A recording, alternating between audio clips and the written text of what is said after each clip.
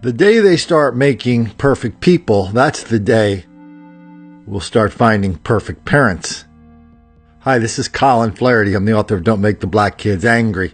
This is a really interesting podcast today. I found all these interesting audio clips. Then when I was ready to go, I remembered two other ones that just blow the other ones out of the water. So let's just get to it as quickly as we can. So we were talking about parents, right? If you're a parent, I mean, there's two kind of extremes, right? One where you know everything's happening with your kids.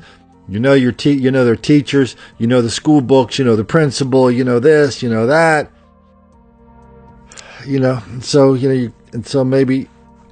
But part and parcel of that extreme, we get a lot of control freaks out there, making their kids text them every 15 minutes. The kids never develop self-confidence. The kids never develop the sense of freedom. The kids never learn how to make mistakes and recover from them.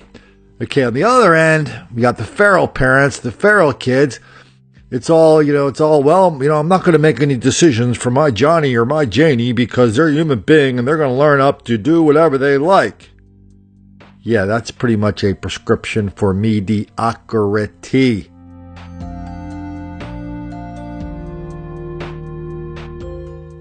But it's amazing how no matter what end of that parental spectrum you're on, there's one thing they kind of agree on, that just a lot of parents from both ends of that spectrum are in denial, deceit, and delusion about the level of black violence and black criminality in their community, in their neighborhood, in their schools with their children.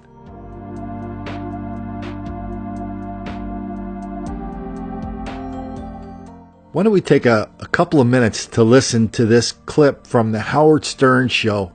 Howard has talked about this dozens of times, how he went to high school, 9th grade, in Roosevelt, Long Island, how his life in that town, in that school, up to 9th grade, was one constant episode of black violence, harassment, taunting, threats directed at him and his friends.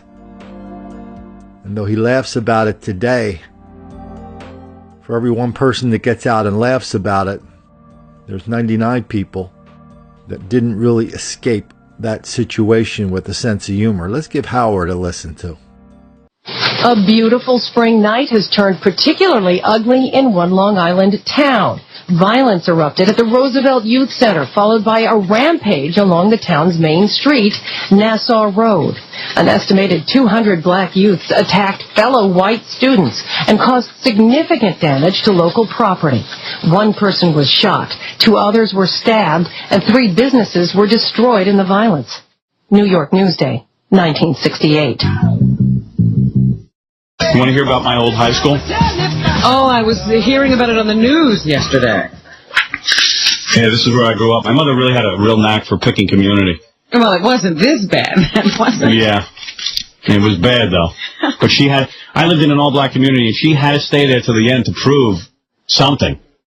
That she liked black people. Did me a favor. Well, she wasn't having a bad time. No, she had a fine time. She used to hang out with What did finally make a move? I think the final straw was when, I think it was when I was getting beat up and she had to go in and see the dean of boys, maybe. I don't even remember what the final straw. I mean, there were no white people left. I was telling them, well, my parents put all this pressure on me that, it was kind of weird. They put all this pressure on me that, like, to say that you didn't want to live in Roosevelt was almost to say, like, you were afraid of black people, you didn't like black people, and it was like their source of pride that my mother and father would say to me every day, we live in Roosevelt, look at all these whiteys, they're running. What are they afraid of, a little black skin? What are they afraid of? And I said, look, I'm afraid of black skin. I said, I'm going to school every day with these kids who live 4 families in a house with welfare, and they hate white people. I said, you guys don't deal with it. Well, because it wasn't black skin, it was those people. Don't you understand what your parents were saying? Great. I really wanted to understand that really well. I didn't hate black people. I really didn't. I don't hate black people to this day, but they didn't want to live with me. And, my mother used to say, I don't understand it. She'd say, why don't all of the black people in Roosevelt go beat up all the white people in Merrick, where they don't live with any black people? Why are they beating up the one white family that wants to be with them? I said, what, do you think they're well thought out here? I said, nobody has a master plan. And your mother's not too well thought out. No. She'd be going anywhere to beat up anybody. My mother's wacky.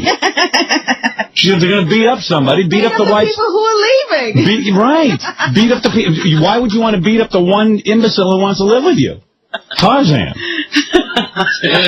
Why do you want to beat up Tarzan? Oh, please, you and your Tarzan. Roosevelt, Africa, I lived in. If you were Tarzan, you would have gotten everybody under control. Yeah. Obviously, you are not. I was no Tarzan. You are no Tarzan. I am nobody. My mother had all these theories, and then there was like sort of this pressure that if you complained, like you weren't a strong kid, you know? And my mother would do this whole rap, I'm raising my children strong, not to be afraid of anything. Meanwhile, I'm crapping in my pants. I'm scared of my shadow. I had absolutely zero self-esteem. Fearless now, it works. Yeah, it didn't work. My mother thinks she was a great parent. My mother was an awful parent. It's shocking how great she thinks and how well thought out she thinks she was. Oh, dear. I'm sitting there quaking in my boots, and she's like, look at all your white friends leaving. Look at all these parents. They're all phony liberals. They all said, let's live with the black man. Now they have their chance, and they won't. And I go, Mom, who cares? Well, if they didn't leave, they couldn't have bought the houses, could they? Yeah. I said, look, Ma, you're absolutely right. But this social experiment is something I don't want to be a part of. Why do I have to be the guinea pig? And yeah, it's great. I live with black people. Meanwhile, all my white friends wouldn't even come back and visit me because they were afraid to. No, because the neighborhood did become all black because all white people left. My mother believed in reincarnation. I said, you know what? My next life, I'll live with black people. In this life, let me live with white people. Unless you're telling me Dad had the money. She goes, your father has the money. We could leave right now. I was like, beat you up yeah. She would dangle at him. I go, you're kidding. You mean Dad's not broke? It's not because we can't leave? You mean we don't have to live with black people. We could live with white people. It's like, Tarzan saying, well, I got another question. Tarzan saying, I could have left years ago. I have another question. If she thought this was such a wonderful thing, why did she go to another all-white community when she left? Well, listen, we weren't going to make the same mistake twice. Oh, so it's always a mistake to live with black people. Of course. Of course it is.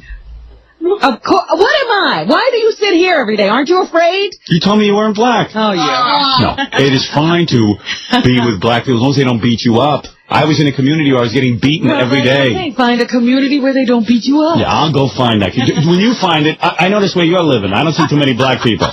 When you find it, I'll live there. How's that? You tell me when you find it, and you move in. We weren't having these arguments in my house. I'm asking you. I can't sit and pick and choose black people. I gotta live my life. Why don't you go find black people that don't beat you up? Yeah, your mother was so into this experiment. I see she ran too. She sure did. And she wouldn't have run if it wasn't for her wimpy son. But she ran to an all-white community. And she had, you know where my mother wanted to move to? Where? My mother's so out of it. She wanted to move to Freeport, which might as well be renamed Africa. I said, Mike, you want to leave Roosevelt and go to Freeport? There's whites in Freeport. I said, yeah, but there's blacks in Freeport. She goes, so? I said, but Ma, don't you see that's a community that the whites are fleeing? You want to go through this all over again? I said, let's go to a white community. I'll pick the community. You didn't get to pick, did you? No. I definitely wouldn't have picked Rockville Center where she ended up. Anti-Semites. So anyway, she did go to another group who wouldn't like you. Anyway, listen to me. Listen to me. You got to hear about my school now. This was my alma mater. Well, you didn't graduate from this high school. How many years did you spend there? I went through 9th grade. What is it? Do you want to talk to the guy that went to high school with, that guy Dennis?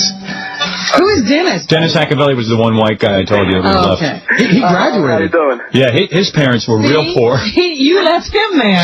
Dennis is a nice guy. I don't know why we didn't hang out more, try to... Yeah, I don't know. Dennis was very bright in school, very intelligent. So he couldn't hang out with I don't know, but he never hung around. Even though we were one of the few white people left, it was very funny what happened to the white people. I thought you were like the valedictorian of this school. But Dennis would have been. No. Well, it wasn't safe to walk from my house to Howard's house. It wasn't? No. No, it really wasn't, because Dennis lived on the other side of town. You two were in pockets. Roosevelt was only 1 square mile where I grew up, but if you walked, he would have to walk 7 or 8 blocks. No more, maybe 15 blocks. Because it was a white neighborhood. It was a white overnight, Literally. Hoodlums moved in? Yeah. Well, what happened was a couple of black families moved in. And what it is, the realtors would decide what neighborhoods would get black families. Yeah, they target. Yeah, so a couple of black people moved in, and everyone panicked. Everyone said, well, wait a second. If black people move next door to me, I better sell my house quick. So everyone started selling to blacks. And overnight, I mean, literally, it was like you could knock on someone's door, and they would move out in the middle of the night. You're telling me these people were homeowners? Yeah. Yeah. They didn't... Oh, you mean the people who moved in? No. Let me tell you what happened. They got assistance, like. They got assistance, and 5 families would move into one house. It would be welfare. Because everyone would go, your mama's on welfare. And they go, yeah. Living in the project. Yeah, this was worse than projects. Because with 5 families. Several projects. Dennis, I don't know if you ever saw this, but one time there was a bunch of kids playing baseball. There was 9 guys on each side, on each team. Someone yells out dinner. Every kid, 18 kids piled into one house. And these are little houses. Went to a house. Yeah. Hey, Howard, I played football with Ronald Nipper. Did you? Yeah, he was our halfback for Roosevelt. You were a pretty big guy then. Well, it wasn't that big, but... No, Dennis isn't that big. Yeah. But Dennis... Did you get beat up all the time? I didn't get beat up that much, no. Although I did, when Howard was talking about guys being fast, my mother made me go to school the day after Martin Luther King was shot. Yeah, me too. I was walking down the hall, and all of a sudden, some guy just comes by and just, hits me in the eye, and I didn't even know it. It happened so fast. Yeah, my mom... Why didn't you get beat up as much as Howard? That's what I gotta know. I don't know. Like I said, I played football, and... So you know how to handle yourself. Yeah. There was something about Howard. People do like to beat... Even white people like to beat me up. You either had to be crazy or know crazy people, right. And I think some people, I knew some crazy people, so people stay away from you. Dennis, though, you gotta see Dennis. Dennis is one of those guys, doesn't look like you should mess around with him. It's not that he's tough looking. Well, that's what I'm saying, Howard. You sort of had this indication that you were easy pickings. What it was. I don't know either. But I had guys taking full giant metal baskets and throwing them at my shoulders and head. You were going to hurt them back. Your mom's made you go to school too after Martin Luther King was shot. My mother too. I said to my mother, well, maybe I ought to stay home. Shoot it. Oh man. My mother's black friends were calling her saying, Ray, leave Howard home today. Let it rest for a couple of days. My mother goes, I'm not afraid. I go, oh, she's not afraid. Isn't that brave of her? She's not going. She's not going to school. She's going to sit in the house. My mom is sending me, the day after Martin Luther King is out, every black guy is ready to kill any white thing he sees. Yeah, the school was in an uproar. It was like crazy. I don't know about you, man, but I took my ass right out of school at 3 o'clock and ran. Yeah. Oh, boy. My brother and his friends came to pick you up. Did I get beat up that day? I don't think I got beat up that day. It might have been a day later. Dennis took the beating that day in the eye. It wasn't safe. For the next, 2 weeks, it really wasn't safe. Wasn't there a math teacher, too, that got stabbed? You remember that? The math teacher who got stabbed in the parking lot? Yeah. That's a lot of fun stuff. My mother decided this is still a wonderful community, but finally, toward the end of 9th grade, all right, my mother agrees to go find a white community to live in. Yes. All right? Yes. Now follow this logic. Now, she should have picked one of these nice, Jewish neighborhoods where nobody beats anybody up. You really do adhere to this philosophy that like should live with like. Right. You don't want to know something? I was shell-shocked, too, from Roosevelt. I just was so happy to be in a school where I was getting beat up. You think that would have loosened you up? I guess. I don't know. But you know what? I didn't have a real good feeling about myself after Roosevelt. I felt like I was a failure. Because my mother told me I basically was one for not being able to make friends with the black people. And that she was disappointed in me. Oh, dear.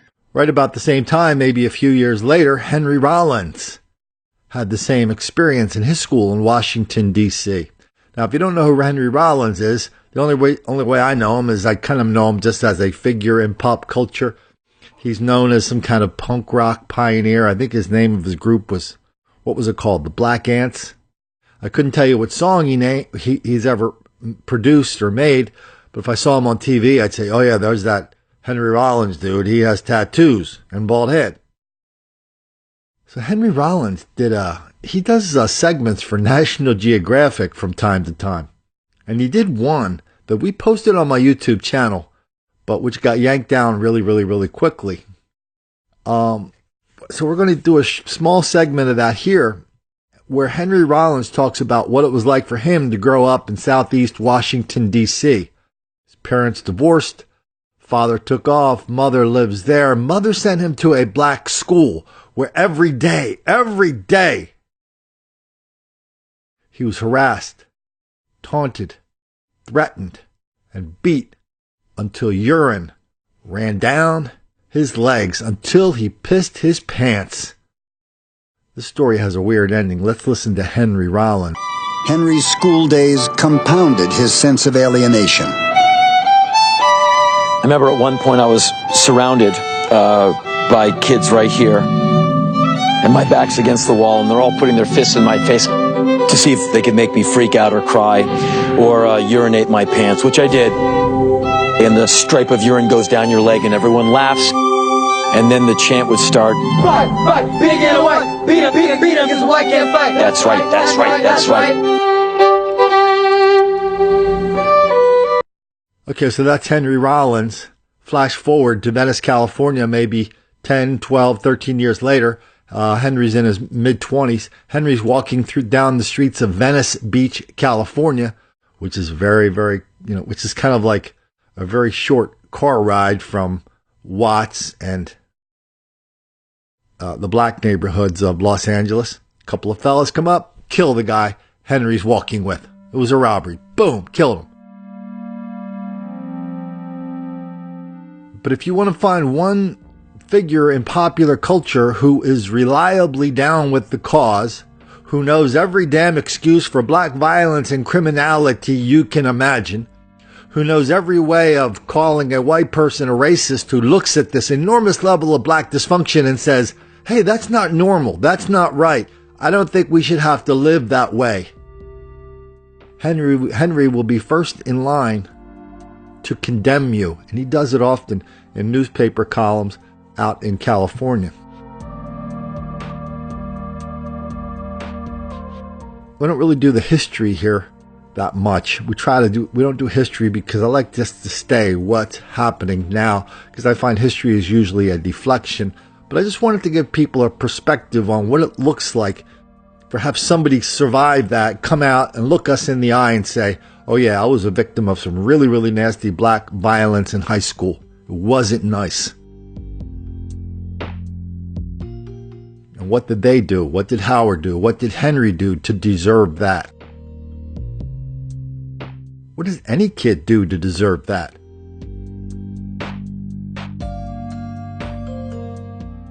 In one of the clips, I think I kept that in there.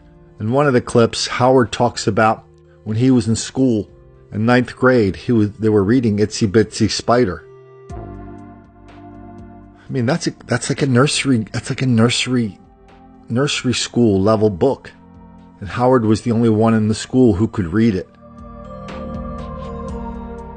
Yeah, it was in that black school, in that black class. The other night on Tucker Carlson's show, he brought the mayor of Albany, New York in. She's doing the sanctuary city thing. She's doing the, viva la raza, viva la gente, viva la, that kind of thing. And Tucker says, well, what about the people who live in Albany? I mean, I know you're spending a lot of time worrying about illegal immigrants, but what about Albany schools?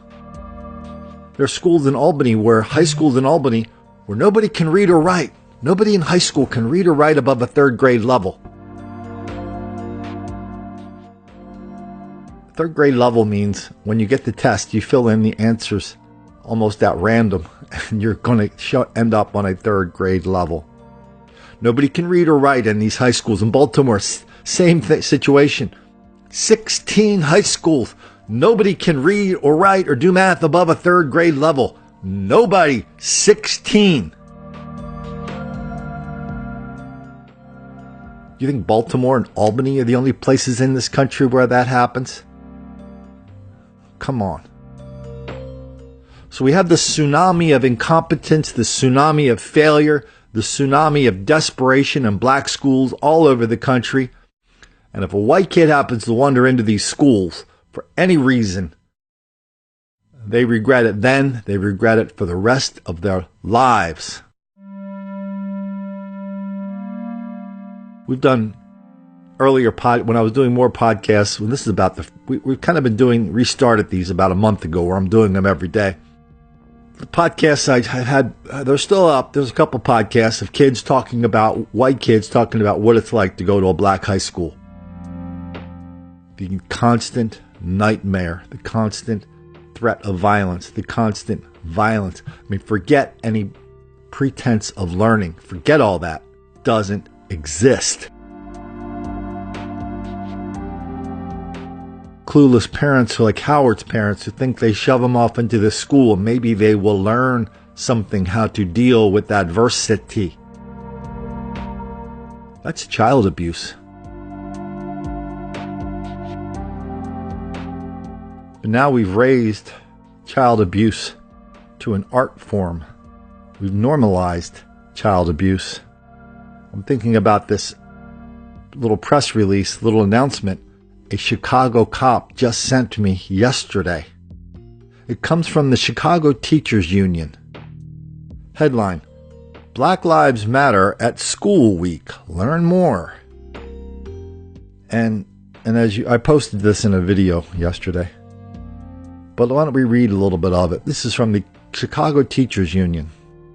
They talk about things this is a quote. Things you can do as a Chicago Teachers Union, CTU member, and educator to help your school participate in Black Lives Matter at School's Week of Action on February 5th, and how to honor Black History Month. This is a joke. Black History Month is the single most dangerous time of the year for white students in black schools.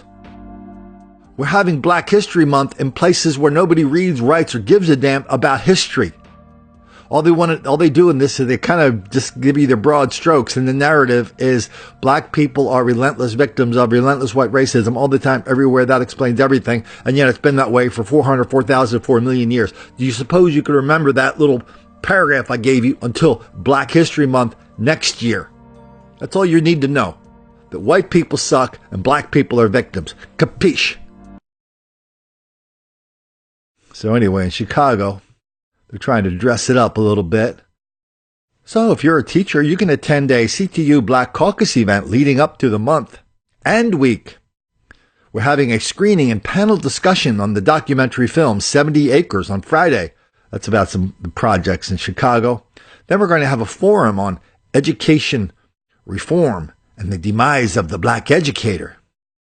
Or you can, if you so choose, you can attend with colleagues, students, and parents. One of two, count them, two documentary film screenings the CTU is hosting during the week. One is called Profiled. The other one is called, I didn't get the rest of the article. Anyway, and so Chicago Teachers Union, remember, I don't know if you remember that woman. Okay, I'm going to fat shame her. I think her name's Lois. She's a little bit on the heavy side, like very heavy. They were talking about, she's head of the teachers union, black woman. They were talking about her running for mayor. Then she had some kind of like catastrophic health episode where she kind of disappeared for a while. You might remember she's the one who went in front of a TV camera. I forget what the pretext was for this press event.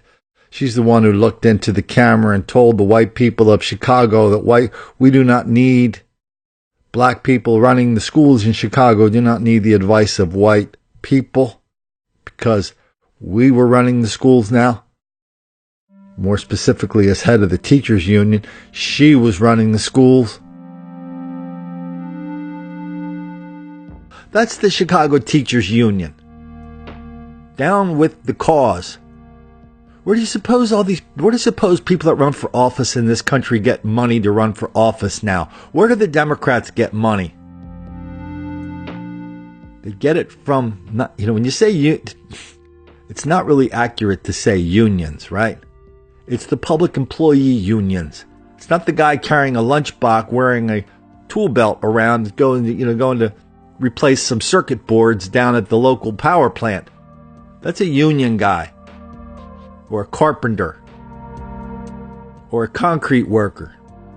The people that give the money are the public employee unions. That means one thing, the biggest of them all is teachers. Teachers have, enormous amount of power and influence inside the Democratic Party, and where the Democratic Party rules, that's where they rule. Look at California if you want to see what a catastrophe the public employee unions, i.e. teachers, do when you turn a state around and you turn the state is run for. The state is run for and by for the benefit of teachers. All this stuff's easy to see. Just go look at the campaign reports. You see how many millions of dollars they put in these things every year. You see how much teachers gratefully contribute to their political action funds. They know what the story is. Meanwhile, in Vermont, where there are no black people, like 1.5% black people, the prison population is 10%, like 6 times the average of Vermont.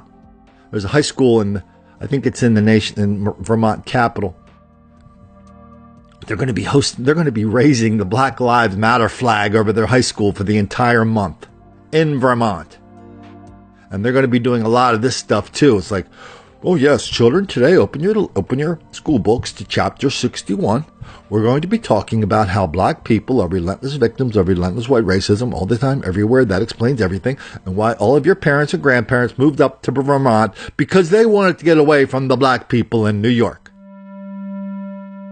And now we're going to make up for that problem. We're going to help you see the error of your parents' ways. We're going to help you recognize the mistakes your parents made by trying to shelter you from this ridiculous level of black on white hostility in schools, in neighborhoods, but not in Vermont, not yet. We could do so many episodes of black on white violence in schools.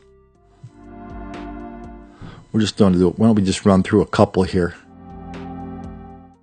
Why don't we start out at Wando High School? Every one of these videos is going to be introduced by, well, this is a little bit unpleasant to watch. Translation. Yeah, there's going to be a lot of violence here directed at white kids, and we want to be the last ones to have anybody point to us and saying that's what we're talking about. Let's go out to Wando High School.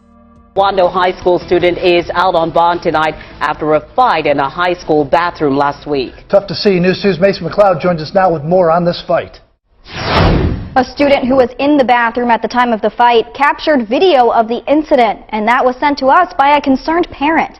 Now, before we play that footage, I want to warn you, it may be difficult to watch. According to police, the fist fight began over an e-cigarette. Police say this student, 17-year-old Duntre Jones, wanted a hit off another student's e-cig. That student told him no. In the victim's statement to police, he says Jones punched him out of nowhere in the jaw. Police say after the first hit, you can see Jones put the victim in a chokehold, slamming him on the ground, continuing to punch the back of his head. According to police, the victim never saw the initial punch coming and was unable to defend himself. A witness describes the incident to police as a, quote, premeditated robbery. Jones was arrested for assault and battery 3rd degree and given a $1,087 bond. He is scheduled to be in court again on March 1st. And I reached out to the Charleston County School District, who says they have several measures in place to supervise students and keep them safe. They also encourage parents and community members to reach out if they do have any concerns about safety. I posted this video on my minds.com/Colin Flaherty page. It is hard to watch. Kid goes into the bathroom. All of a sudden, there's a bunch of black people in the bathroom. The biggest black guy comes up to the smallest white guy, and he goes, "Let me have some of your vape. Let me have some of your vape cigarette." Translation: Can I borrow your vape? Translation: I'm going to steal your vape. You're not going to be able to do a damn thing about it. Next thing you know, he's punching the kid in the face. He's got him on the ground. He's choking him. Why don't we take a quick trip out to Oklahoma City for more of the same? Not necessarily on the school grounds, but the same age. Topping our news, a Metro boy left with nightmares after being beaten and robbed. And the person who punched the boy in the head several times is still on the loose. The child's mother spoke to our News 9 crime tracker, Jennifer Pierce, who has an update on how the boy's doing. Jen? Amanda, the mother of the 12-year-old, says that her son is still in shock and having nightmares. Now, she says that she let him go to this convenience store on his bike after school one day, not ever thinking that he would be assaulted and robbed. My son is a good boy. He helped people. That's exactly what the 12-year-old boy was doing inside this convenience store near Rockwell and Northwest 10th. He told police the suspect seen in this photo asked him for money. My son, he opened his wallet, and I think that this person saw how much money my son got. The suspect then went outside and waited for the young victim. A witness at a car wash across the street told detectives the man pushed the boy off the bike in the middle of the road. He thought at first the two were playing until the man punched the 12-year-old several times in the head and then ran off with the victim's wallet. Residents say it's a dangerous area for the young and old. It's sad that people who are innocent, who have nothing to do with what's going on around here, are being targeted. The robber took off on foot toward nearby apartments, but he was caught on the store's cameras. And this angry mother hopes someone recognizes him and turns him over to police. If my son giving money to him, why he doing this to him? Why? At least get the wallet and run, but why he need to hit him? That's why made me pretty upset, made me mad. And the boy was with two friends, but they were inside the store when the assault happened. Add one more parent to the list of Hispanic parents in this country who have not told their children what is transparently true, is that Hispanics are targets of black violence in America, period. Why don't we head down to West Palm Beach, Florida? I mean, the level of violence and denial from school officials and the reporter here is epic. Hard to watch, hard to hear. A girl beat a middle schooler at a Stewart Park. Equally hard to watch, young witnesses who did nothing to stop the violence. Instead, they got out their phones and recorded the attack, and some posted it on Snapchat. Tonight, detectives think this could be a case of mistaken identity. Let's go to News Channel 5's Megan McRoberts live in Stewart on what she's learned from the sheriff tonight. Megan? Kelly, deputies learned that this fight likely sparked over a social media post that was supposedly spreading rumors about the girl that's seen starting the fight. But deputies say that the comments were also made anonymously through an app that allows users to make anonymous comments. And they believe that that girl was taking her anger out on the wrong person. It's hard for anyone to watch, but especially the mother of the young girl on the ground. This was animal behavior. My daughter was assaulted. She didn't fight back at all. Nothing. Just screamed and yelled, help. This video shows her middle school age daughter getting beaten up by a classmate. The fight happened off school property at Manatee Cove Park. I wanted to throw up. I was so angry. I was devastated. In the video, you also see a crowd of people with their phones out. 8 other kids sat there and recorded it and watched my daughter. Investigators found the video of the fight on Snapchat. But investigators also believe the girl who started the fight might have gone after the wrong person. They believe the girl wrongly thought she was fighting the person making negative, anonymous comments about her on social media.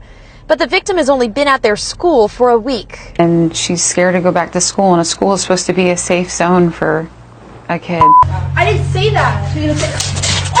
Now comes the challenge for Martin County School District staff, making sure the two girls do not cross paths. The school district hasn't responded to our request for information about how they'll keep the two apart and ensure the safety of the victim when she returns to class.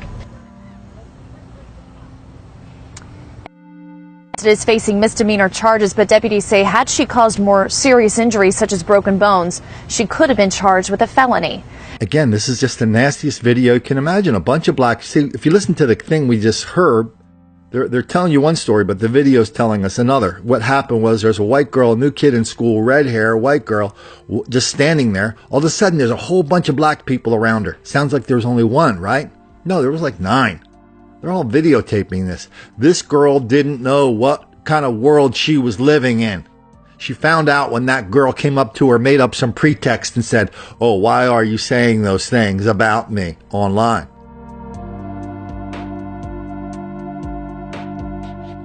She just easily could have said, "Oh, why did you drop the N-bomb yesterday or 10 minutes ago or now? Or can I borrow a cigarette? Can you have $1? Or didn't you owe me $1. Can you pay it back?" Could have been any pretext. And at the end of the story, what did we hear? No broken bones? No permanent injuries? And that's how we identify what is a felony or an assault or a misdemeanor. And now the big problem is, wow, how are we going to keep those 2 young ladies separate at school? That's how we're running schools now.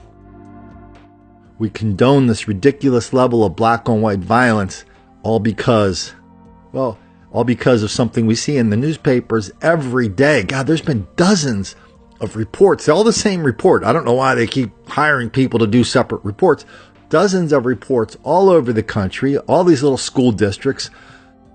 They're all doing reports on one thing. It's like, we've looked at the numbers and there appears to be some racial disparity between black children and white children when it comes to academic performance and school discipline. Colin, did you know that black people are suspended 3, 4, 5, 6, 7, 8 times more than white children? And Colin, did you know that white children and our studies also prove that white children and black children, they behave exactly the same in classroom, except white teachers are picking on black kids. Did you know that, Colin? No, everything you just said was a fairy tale. That's why I don't know it. I deal in reality. We deal in reality here where parents have to decide where they are going to send their children to school. Every teacher in America knows that it's still happening. I'm not sure the new Department of Education has pulled this weed out by the roots yet. But there are still federal officials, giving you the fish eye, the skunk eye, if there's any disparity between white kids and black kids in discipline. Because if there's any disparity, it could be only one reason only: racial, white racism.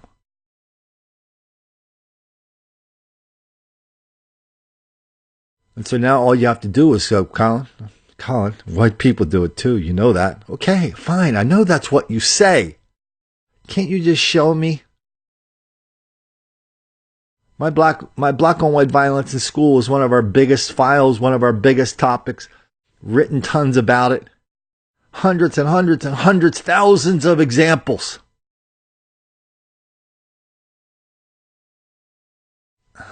And nobody wants to, and that's all you can do is say, "Oh yeah, there's a lot of them out there, Colin, but I'm not going to do your research for you." People say that. That's how deep this level of denial, deceit, and delusion is when it comes to schools.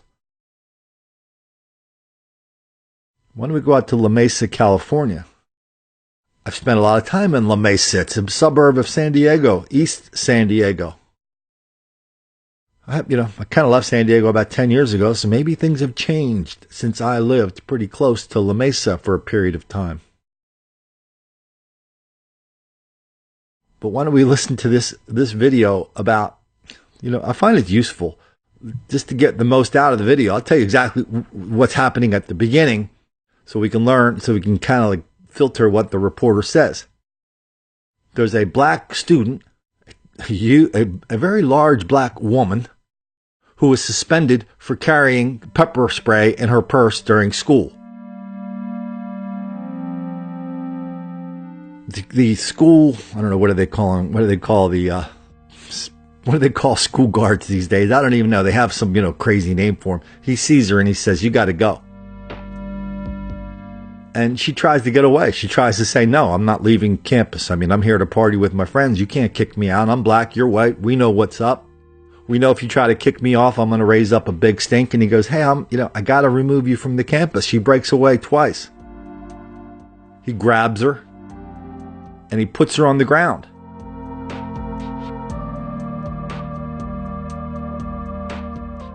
Now let's hear the reporter describe the next great civil rights abuse case of the 21st century. Body slammed at school. A La Mesa police officer under review tonight after he was caught on video throwing a 17-year-old student to the ground. Good evening, I'm Vanessa Van Hefty. 10 News reporter Travis Rice is live at Helix High School, where some are calling for that officer to be removed, and they're actually planning a protest tomorrow. Well, it happened Friday afternoon, but it's certainly going to be the talk on campus Monday morning, especially because there's a student walkout planned because of it.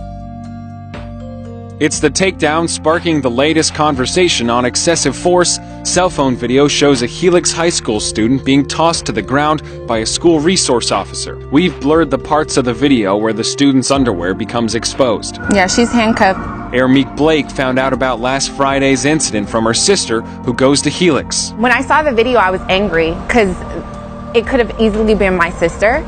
As my sister is friends with this young lady. Now she's behind the effort, calling for the officer to be removed. He needs to be an officer that sits at a desk, and he needs more training. La Mesa PD says it was one of their officers responding to a call about a suspended student who was not leaving campus. Police issued a statement saying, in part, the student became non-compliant on 2 separate occasions and made an attempt to free herself by pulling away from the officer. To prevent the student from escaping, the officer forced the student to the ground. Officials say the student suffered minor abrasions, did not require further treatment, and their officer was not injured. She did go to the hospital. She does have scratches on her face. Her face is swollen, and they tried to downplay it. No. Blake says the incident speaks to a broader issue, and she expected better from adults. As a young woman, you should never be grabbed and tossed and slammed on the concrete.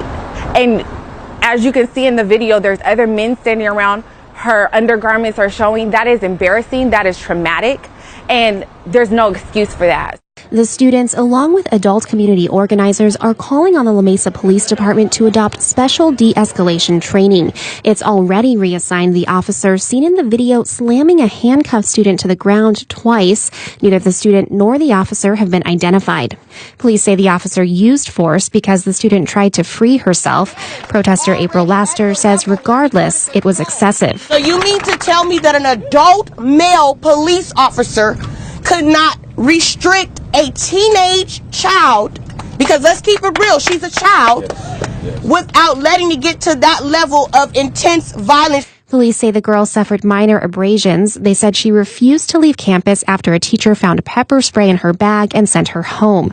That piece of the story has protesters like Bishop Cornelius Bowser calling on the school to reform its discipline policies. Give them a voice during the encounter. And if someone is feeling and saying that they're not being treated right, they feel like they're being treated a certain way because of their race or what have you, you have to listen to that. You just don't ignore it and kick someone off the campus and call the police. Representatives from Helix Charter High and La Mesa Police say they're taking appropriate actions to review the incident, and the officer will no longer work on school campuses. Megan Burks, KPBS News. You put your hands on a woman. You can never do that. You put your hand... How many times did we hear that? How many times? It's like all the time. We didn't hear it in St. Louis,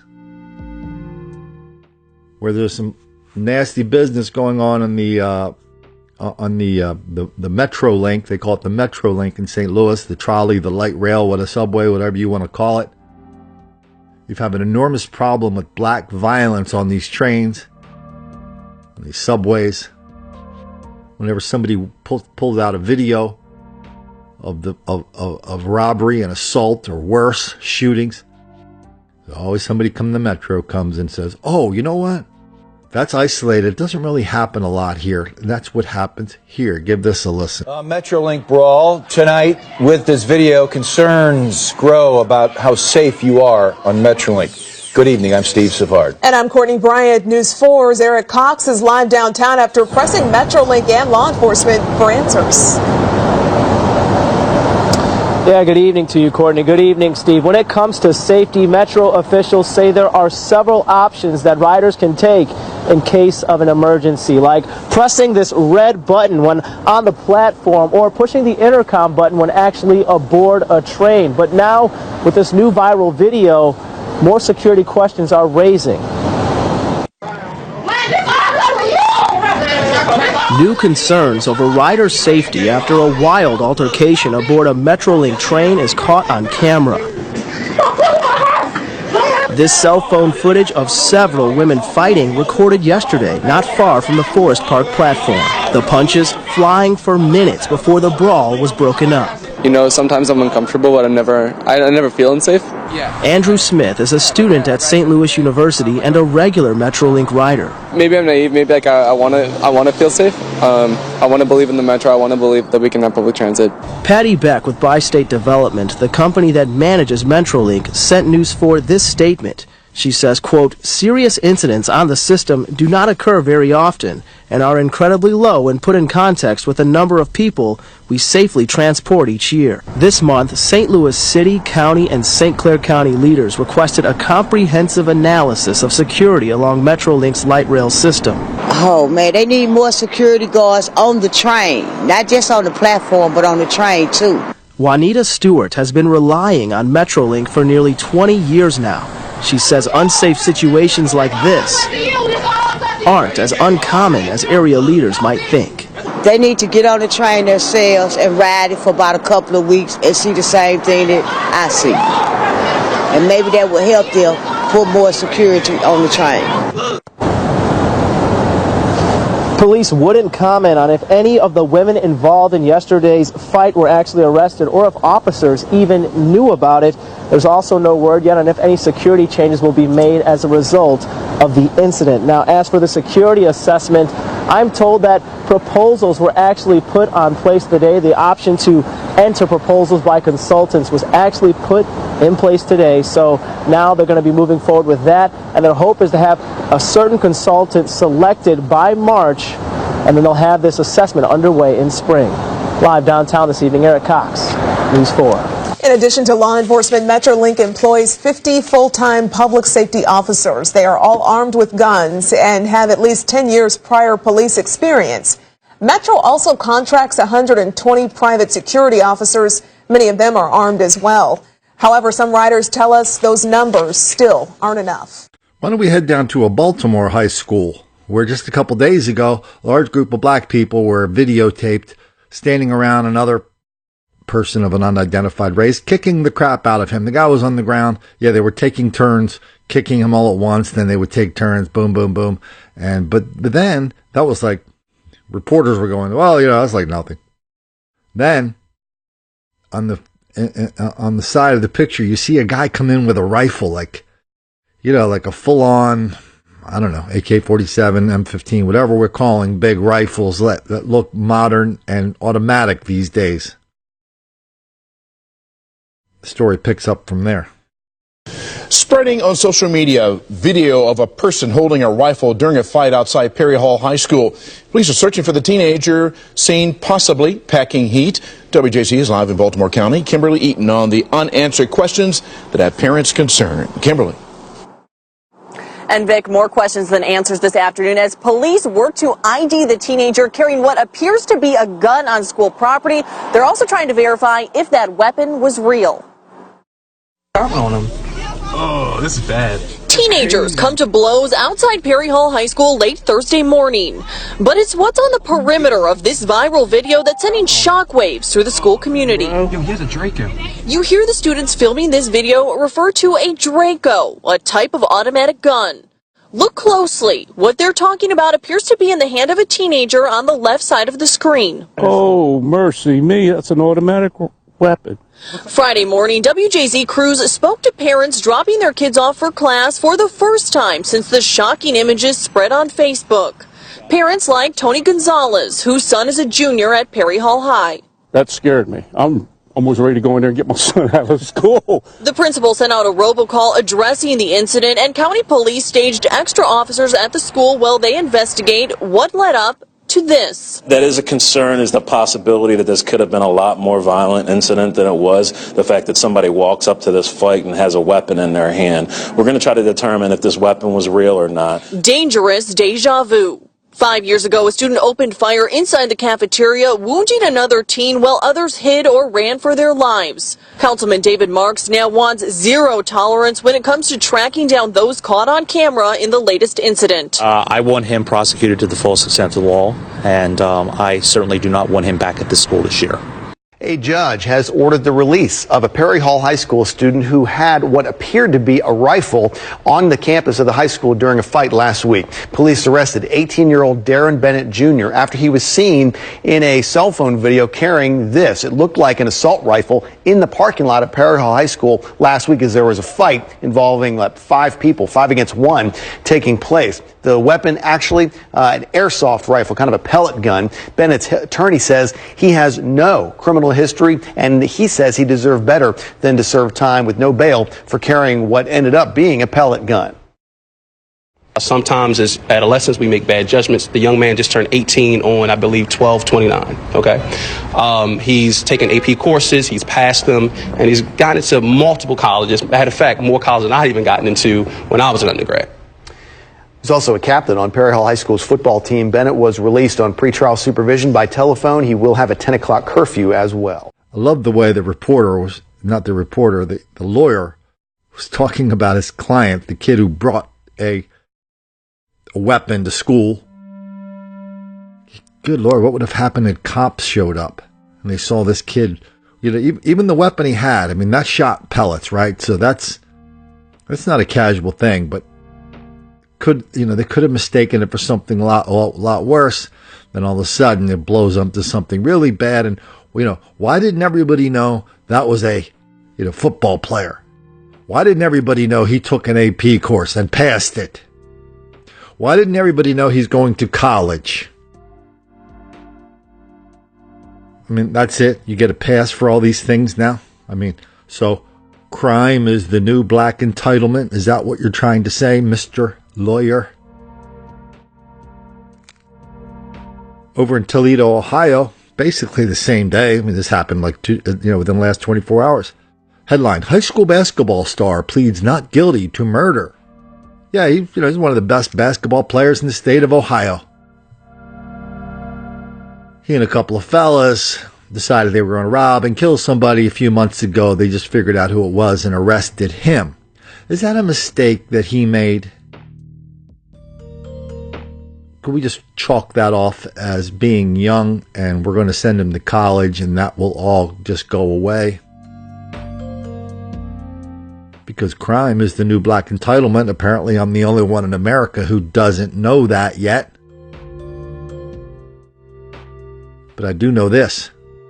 Expressing disbelief at this level of denial, deceit, and delusion surrounding black violence in schools, the kind of violence we saw from Howard Stern, Henry Rollins, new white girl in school, lots and lots of other people on this channel. All you got to do is find somebody that ever went to one of these schools. A white kid went to a school with a lot of black kids. Ask them what it was like. It wasn't the Bill Cosby show.